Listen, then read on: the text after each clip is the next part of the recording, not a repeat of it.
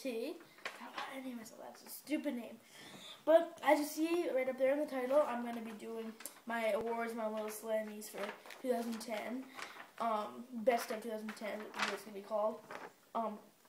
You see the little list of the categories I have. So yeah, let's get started. I made a whole page worth of categories.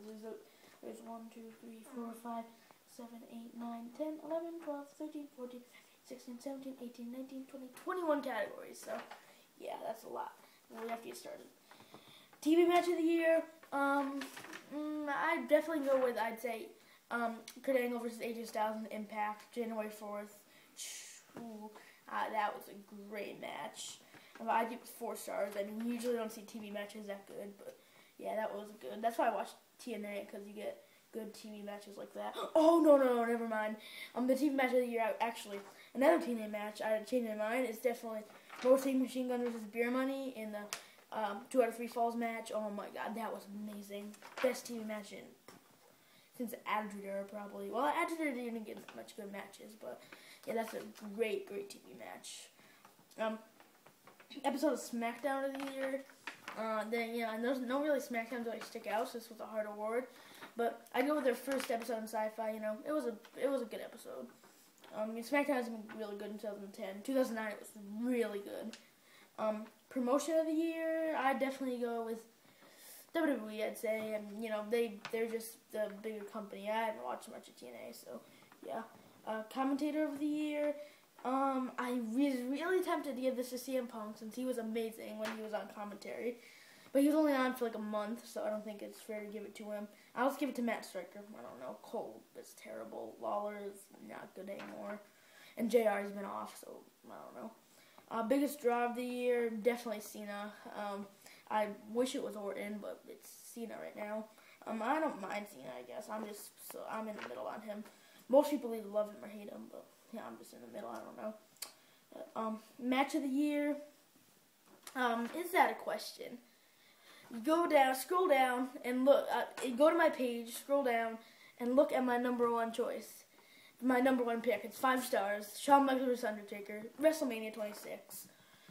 Do I have to explain? Buy the WrestleMania 26 DVD. Buy the best match of 2009, 2010, whatever it's on, and watch that match. It's a 5-star classic, without a doubt. It's almost as good as their first match. One time I said it was better, but it's not. I overreacted at first. But yeah, amazing, incredible, awesome, tremendous match. Finisher of the year. I'd say the RKO. This year, Orton's put a lot of people away with that one. You know, that's a very good move. It hasn't been used in the pump much, and that would be up there. But yeah, worst pay-per-view of the year. Definitely Over the Limit. Oh, that's a terrible pay. Every single face one, it was just not a good pay-per-view. The best match was Cena vs. Batista, and I quit. That was like 3 stars, so bad pay-per-view. Worst wrestler of the year. I don't know. Tyler Rex. He sucked this year. I don't know. Why did I put that as a category? That's a weird category. Breakout star of the year. Let's see. I'd definitely go with The Miz. Because last year was definitely Sheamus because he won the title at the end of the year. But The Miz, I definitely go with this year because I mean he was just he completely launched off this. He completely became a star this year. He won the tag title, the U.S. title, and then he with Big Show and stuff, and then he won Money in the Bank and won the WWE Championship. So definitely he completely broke out this year. Impact of the year, January 4th. That was a good. Very, very good Impact. Of course, Kurt Angle, AJ Styles. Then there's a Raw of the year. These two tie together because I'd also go with January 4th. You have, what else? What'd you have? Oh, yeah, Kofi Kingston, Randy Orton, decent match, and DX versus Jericho. So, yeah, good Raw. And, of course, Bret Hart's return. That was an extremely memorable moment. Pay-per-view of the year. I was in between the WrestleMania and Money in the Bank. Yeah, I'm not going to count WrestleMania just because it's WrestleMania. So I'm going to go with Money in the Bank. And WrestleMania is definitely up there because that was a great pay-per-view. And so with Money in the Bank, the opener was I'd say a 4-star match. SmackDown Money in the Bank. Yeah. High flyer of the year. I don't know. Probably Rey Mysterio. He always has done high flying moves. DVD release of the year. Ooh. Shawn Michaels, My Journey. I'll go with. Yeah, that was a very good DVD. Heart and Soul was good too. The Bret Hart DVD. And WrestleMania 26 because it was a good pay-per-view and you get extras, the Hall of Fame, all that. So yeah, markout moment of the year for me. Probably Daniel. The SummerSlam 2010. The two returns, Daniel Bryan, Undertaker, were both the two biggest markout moments of the year for me. I like that pay. I actually kind of like that pay-per-view, even though everyone hates it, just because of those two moments mainly, and the Team Cena WWE versus Nexus match. Let's see, where was I? Markout moment, yeah, shocker of the year, definitely the Nexus thing. When they first the thing, and I mean it's randomly. It's been a terrible Raw. You have a match with John Cena, CM Punk, same molds happening, and then all the NXT rookies come down. You're like, what the frick? And then they surround the ring, tear the ropes off, kill everybody. And oh my, it was just amazing. I wasn't even marking out. That's why I didn't say that for markout moment. I was just like this for like the whole attack. I didn't know that was shocking. Heel of the year. I'll just give it to Jericho. He was a good heel this year. I don't know. Face of the year, Cena, I guess. Cena was of course, every year he's a big face. He's the big poster boy of the company. So yeah. Rivalry of the year. I made places for this. Second place. What was it?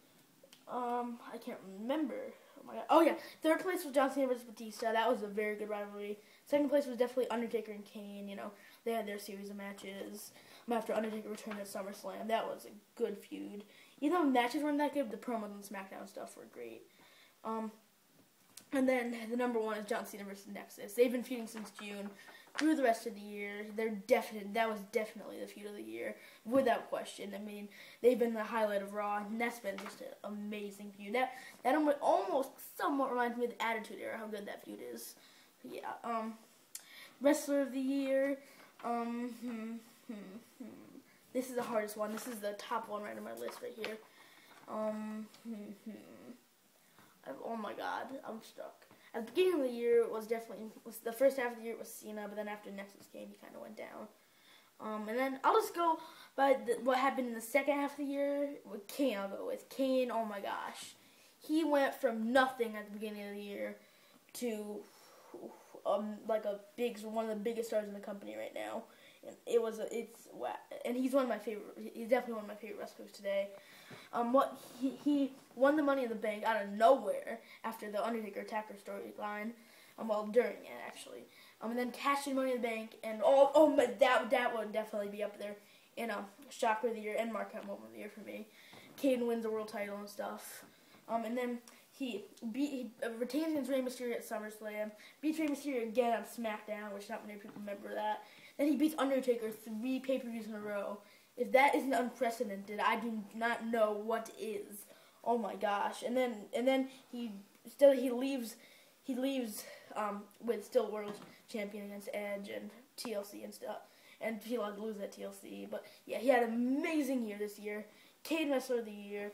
I'm Barry CDT. That's Pie Awards. Best 2010. I'm out.